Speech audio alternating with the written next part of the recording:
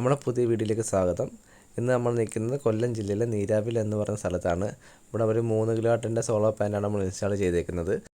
ഇനി നമുക്ക് ഇൻസ്റ്റാളേഷൻ്റെ ഡീറ്റെയിൽ കാണാം. ഇവിടെ നമ്മൾ ചെയ്തേക്കുന്നത് അപ്പോളോയുടെ 16 ഗേജിൻ്റെ 3 കൊന്നരുടെയും 2 കൊന്നിൻ്റെയും പൈപ്പാണ് നമ്മൾ ഉപയോഗിച്ചിരിക്കുന്നത്.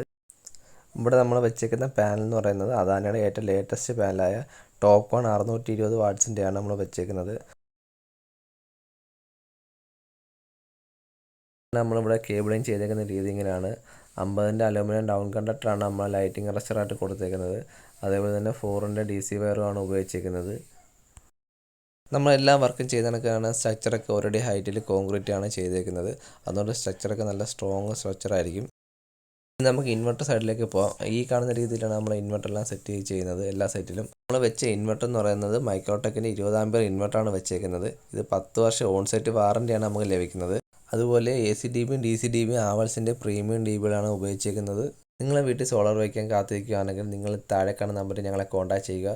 ഫ്രീ സൈറ്റ് സർവേ ആയിരിക്കും. അടുത്ത മറ്റൊരു സൈറ്റുമായിട്ട് അടുത്ത വീഡിയോയിൽ കാണാം.